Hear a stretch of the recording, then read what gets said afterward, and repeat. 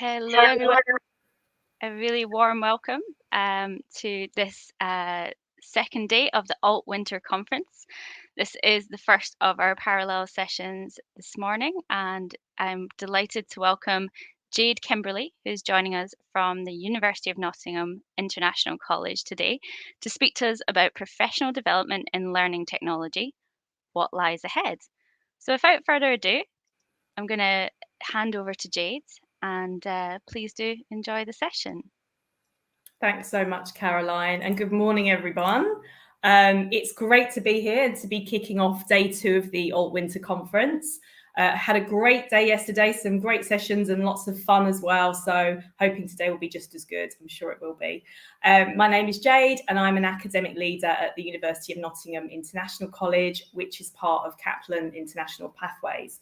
So the college provides pathways programs for international students to progress to the University of Nottingham. I was awarded Senior CMOL earlier this year as I lead on technology enhanced learning and learning technology innovation at the college. I also run this college Cpd program. And so I'm here to talk to you today about professional development in learning technology and to discuss what lies ahead after the last 20 months. So I work in HE, and this presentation is from an HE perspective, but I hope that everyone will be able to take away something from the session today. And I'm really happy to take questions and comments at the end, so do please contribute throughout my talk in the comment box. Okay. So to start with then, so the areas I'd like to cover today fall broadly into 4 stages. Firstly, where are we now? So following the last 20 months, in March 2020, our world changed drastically. And for us, online delivery was approached with varying levels of familiarity with and confidence in using learning technologies.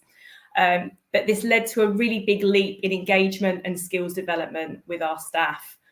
There is still a spectrum of engagement with learning technologies. At one end, you've got people who have done it to survive and done it because they've had to engage.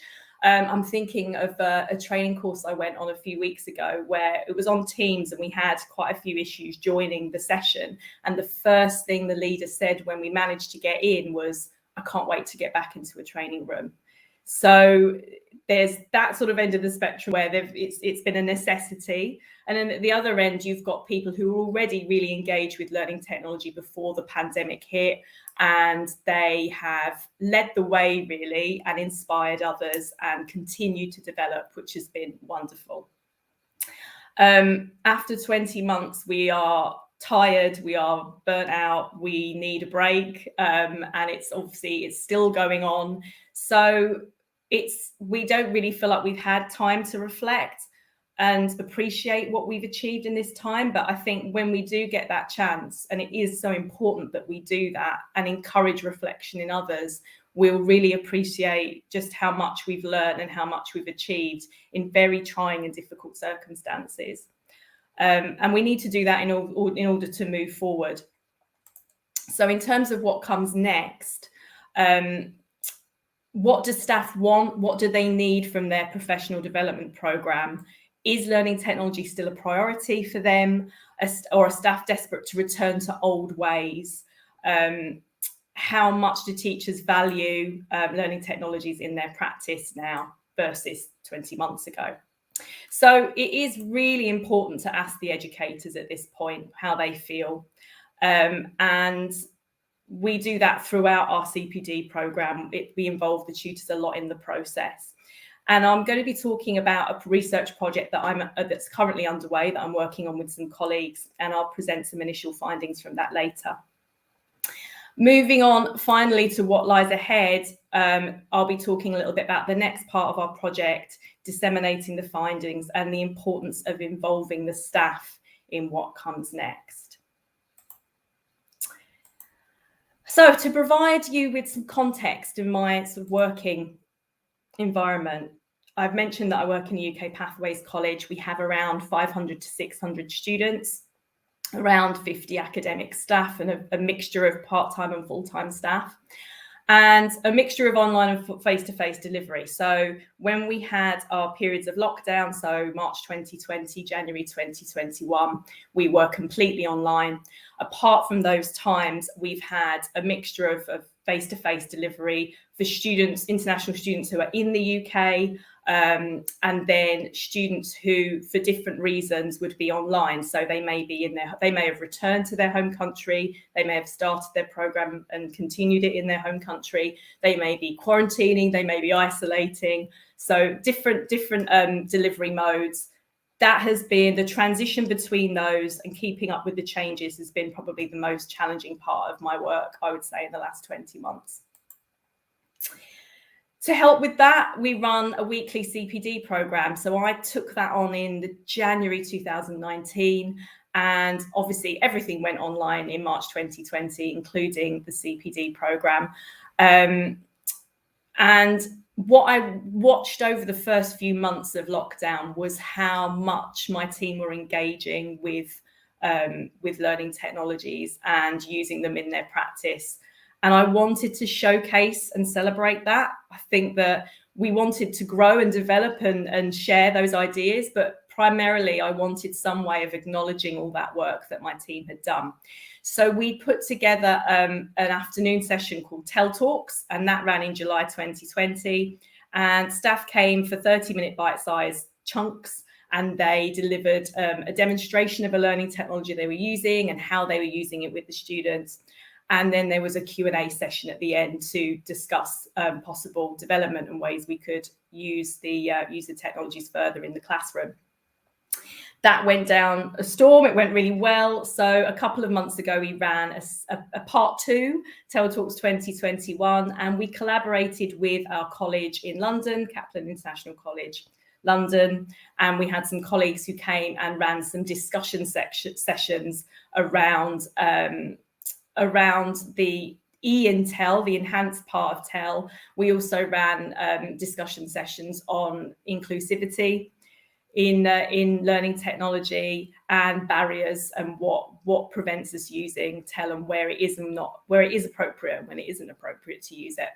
So again, that was a really popular session and kind of highlighted how far we'd come, because we had some advanced sessions on different technologies as well. And then alongside that, this year, having completed my senior CMAL, I really wanted to encourage staff to go for those recognition opportunities for the work that they've done. So I run mentoring groups for CMAL and for Advanced HE Fellowship to encourage that reflection, to encourage that appreciation of the work that has been done. And I think I can say with conviction that throughout the last 20 months, we've seen an enormous increase in engagement with our CPD and positive feedback on the programme. And that has been borne out in the literature as well. Do please let me know in the comments if you agree, if you've seen that at your institution as well. But I think it's been really, really significant, the amount of engagement that we've had. Compared to our face-to-face sessions, which were a fixed time every week, Wednesday at 2 o'clock, and we would always get some attendance, some attendees and some participation, but it's really increased significantly since it's been moved online. Very important, and I'm really interested to find out more about why that is. So in terms of what comes next, then the questions that I'm interested in finding out answers to would be, what should be retained and or developed from our pandemic professional development offering? How much appetite is there for continuing professional development, specifically in learning technology? Does online delivery remain the most desirable and inclusive mode? And the reason I ask that is because we ran, this makes me laugh to say we ran a session called Working in a Post-COVID World. And of course, we're not really in a post-COVID world, and we won't be for some time. But it was a good session because it highlighted some feedback on what worked well and should be retained.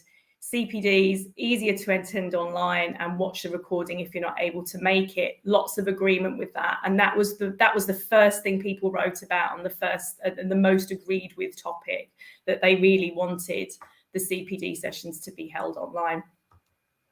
And then, but we also need to think about what kind of sessions should be run face to face. my assumption would be if we're demoing a tool that is used in the physical classroom, that we would do that in person in college, but there may be other sessions that potentially leaders of sessions and participants might want to attend in person. So worth exploring that one too. So the research project I'm currently undertaking with some colleagues is a follow-up to a paper that we had published in the Journal of Perspectives in Applied Academic Practice. Caroline, if you'd like to pop the link in the comment box, that would be great. If anyone would like to have a read of that. And that was on early adopters driving digital literacy among staff in terms of adoption and experimentation with learning technologies. And the study is underway now. It comprises a questionnaire and then some follow-up interviews with teaching staff. And the areas that we wanted to find out about were how staff feel about the shift from face-to-face to online CPD delivery, how they perceive their competence with learning technologies now versus at the start of the pandemic, and what they attribute that improvement to, and how staff feel about further CPD opportunities in learning technology in terms of motivation to attend them and the desired format or content that they would like to see. So we've had some initial questionnaire findings. I've looked at those and I get very excited when the data all starts coming in. And so I'd really like to share some of those findings with you. Just going to have a quick glass of water before I carry on. So when it comes to online versus face-to-face delivery then, it's undoubtable that the engagement has increased. So we asked staff why they thought that was. And the top answers were Zoom sessions can be joined from anywhere. So as I mentioned, the CPD face-to-face program was always in college on a Wednesday afternoon at 2 o'clock. So if you were in college at that time, you could attend, but we have a lot of part-time staff with other commitments who wouldn't necessarily be in college at that time. Through moving the sessions online, we were able to say to them, you can join from wherever you like. So we had staff joining from home, they'd make a cup of tea, grab some biscuits, and there they'd be at 2 o'clock ready to join. We had staff joining from their car. It was parked. Don't panic, they weren't driving. From the library. So opening that up made a really big difference. Also significant was the fact that tutors are encouraged to suggest session topics. So that the program is built by staff. It's not a top-down program. There are some compulsory sessions that senior management do include, a couple of sessions every term, but predominantly the sessions are suggested by and led by the tutor, the teaching staff and the college services staff. And then sessions can be watched on catch-up. This was the number one response, and I like to call it catch-up because it makes it sound like Netflix or something fun rather than work. But sessions, they're available online for all staff so that they can watch them when they are free to do so. They don't have to watch it at the time that it's live. We do still say that if you're involved in the discussion, it's quite nice for you to be there, but failing that, they're always available. And we've got a really healthy bank now of, I think, 30 to 40 sessions that tutors can watch. Also great for new staff to come in and join and see that there's so much available for them as well. One thing that was not cited as a reason for increased engagement, this is so significant, was that tutors felt they had more time to engage with professional development. And that really has made me reflect and think about things in two different ways. One, how much I appreciate that they carved out time to engage with it, even though they didn't really have the time to do that.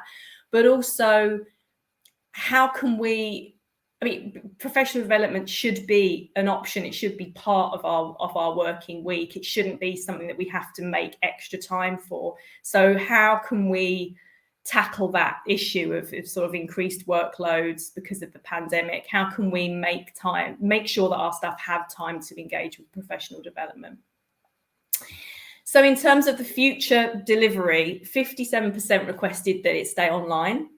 29% requested both, depending on the type of session, both face-to-face and online. So we need to explore what kind of session they would like face-to-face, and 14% don't mind. So there's room for exploration of lots of these points, I think. And then, so in measuring competence in the use of learning technologies, then we asked staff to rate themselves from a score of 1 to 5, 1 being not at all competent to 5 being very competent in the use of learning technologies.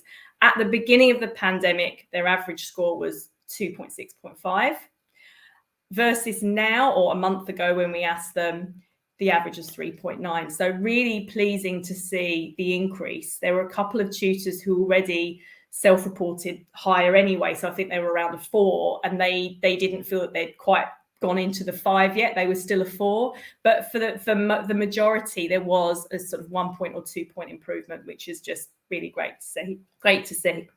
But the question is, what was that improvement attributed to? And the findings are really interesting here, and there's a clear pattern.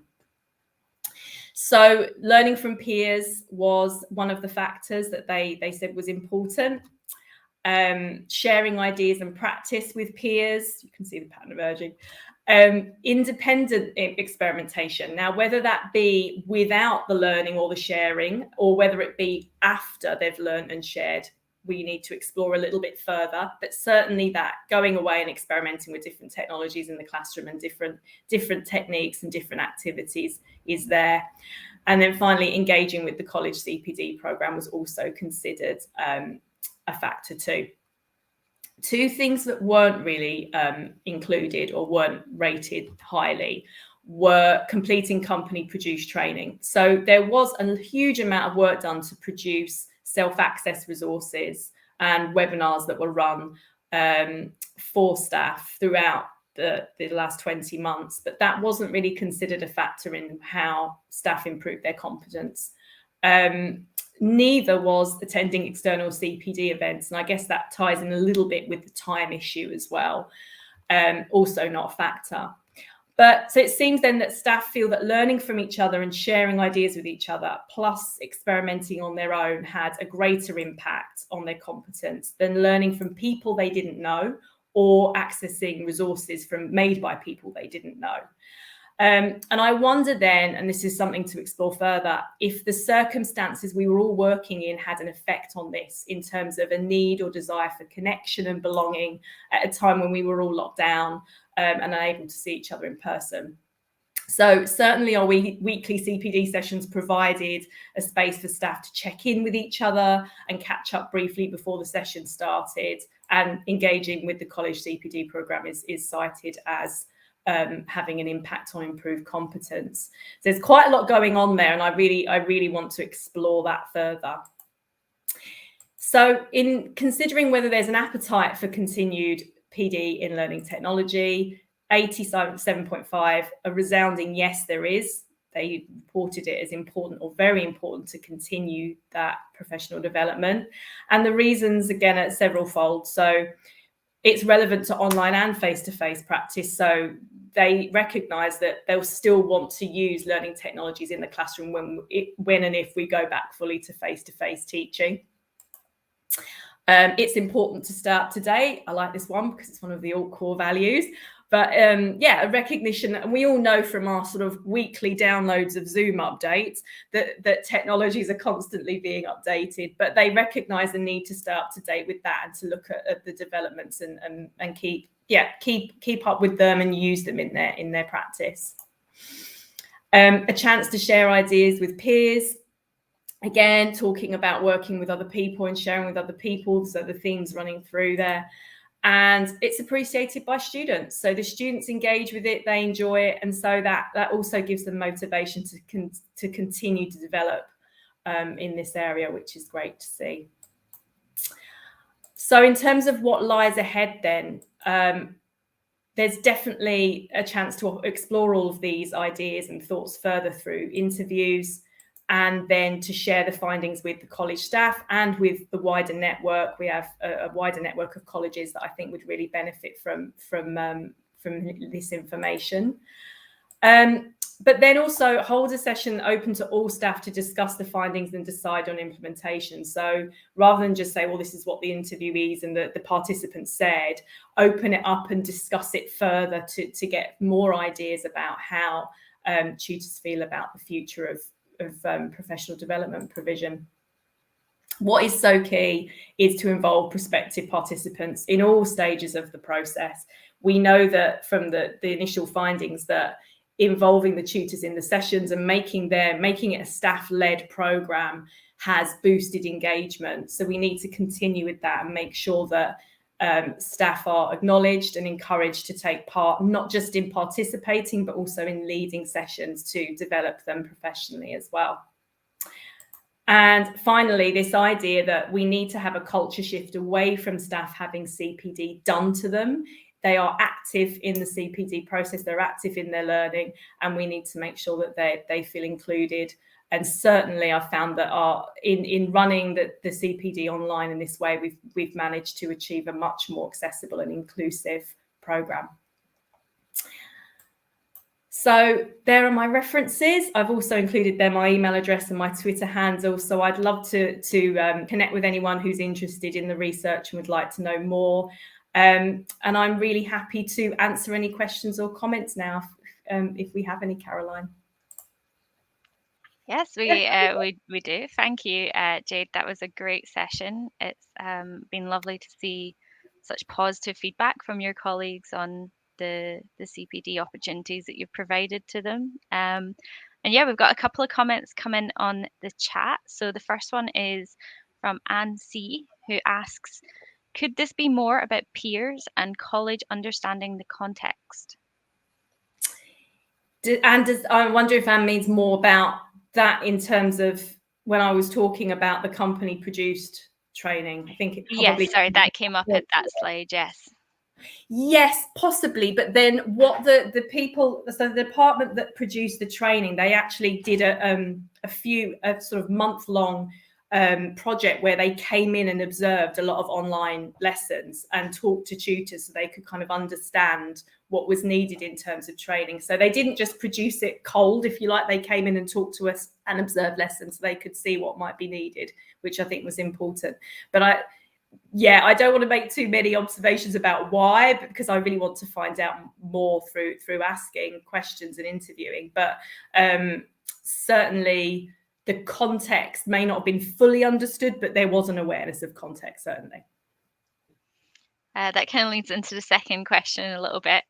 So Sarni Gonzalez asks, could you describe the company produced training and why do you think that might not have been popular? So...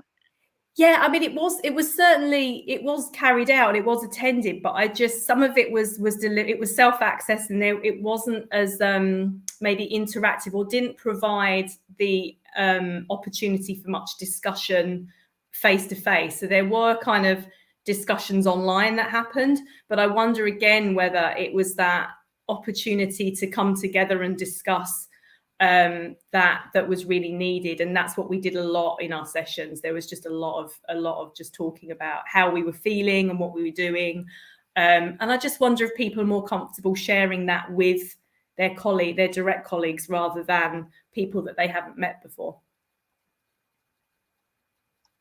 Yeah, it's a really good point. I think we've heard a lot of talk at this conference and other conferences about the benefits of social learning and those opportunities to just quickly check with your colleague if you've done something right, or and it might be a bit intimidating perhaps to do that to someone who's coming in as an expert, or already understands a lot about the field.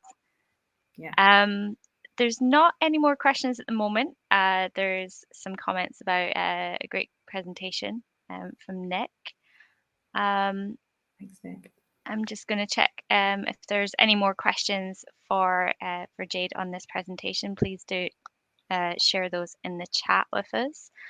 I'll also be on Discord now as well, so I'll pop my slides in there, and if anyone wants to chat further, then I'll be available. Wonderful. We do have another question now from Matthew Moran, who asks, I wonder if pre-pandemic we undervalued the social and community aspects of training and learning. Yes, that's a really good point, isn't it? Probably, and I probably did the same. But it did really it felt like it was something that brought us together every week. And there were times when that was really, really important. I did run additional drop-in sessions that were non necessarily work related. People could just come on and have a cup of tea and a moan or a cry or whatever they needed, but also to share good news and good progress. And just we ended up talking about all sorts of things, what we were watching on TV. So it was more of a social side of how we got together. But for some reason, the CPD program also attracted a lot of that connection as well. Great. And one more from Sarni Gonzalez, who asks, do you have self-paced study options on offer, e.g. via a VLE that you will be looking at too? Yeah, so we do have something we have a Moodle VLE, and we do have, again, it's network based rather than college based, but there is a lot of material there that's self-paced, and tutors can engage with that at any time. So there's quite a lot that's been developed throughout the pandemic, but it just seemed that when they were considering what had an effect on their competence, it was more the things that we were doing as a team together that had an impact. Great, thank you. I can't see any more questions coming in, so I'm going to be cheeky and ask one of my own if you don't mind. Yes, I'm curious if you had a kind of top session that people, really enjoyed. Was it a technical session, or was it one that was maybe more about a strategy that you got, positive feedback on more so than any of the other sessions? Two things. One, and this is really fascinating from a kind of social perspective as well. We've run a couple of 5-minute thesis sessions where we've asked all staff to come and deliver insights from their research, and that could be master's level, PhD level, any level, research that's ongoing, research that's been completed. And so we'd have an hour and maybe 5 people would present, and then there'd be Q&A afterwards. And that gave us this, it kind of made us see each other in a completely different light, because we were learning about something that someone was passionate about and we didn't even know. So that was lovely. And, we had all sorts of topics. We have science tutors, we have social science tutors. There's quite a bit of language and applied linguistics in there as well. So the spectrum was really broad in terms of topics, but it just gave us that little bit of an insight into somebody's professional interests and passions. So that was a great session. We've done 2 of those now. The other one was when we ran a session on using collaborative documents with students. So to replace or to kind of make up the fact that we didn't have flip chart paper they could all scribble on in a classroom, or a board that they could all write on. We used a collaborative Word document, and they would come in and kind of contribute to that in different ways. So a couple of people, I think we had 3 people come and show us how they were using it in class. And that just exploded, because people were saying, oh, actually, I do that. I do use it for this. So the exchange of ideas in that session, we nearly always run out of time for our sessions, but we had to keep on going, because someone else would say, oh, yeah, I do it for this. And so there was a really good buzzing about that session, that there was just so much positive sharing going on, and people were learning to use a tool they were already using, but in lots of different ways. Great. Thank you very much, Jade. I'm going to echo the comments that are coming in, saying great session, fascinating insights, especially the enthusiasm. It seems like you've got a really great CPD program that people are really enjoying, and you're obviously very passionate about it yourself. So thank you so much for sharing that with us today. And thank you to everyone who has joined us to listen to the session. We hope you enjoy the rest of the conference. Yeah, thank you so much, everyone, for coming.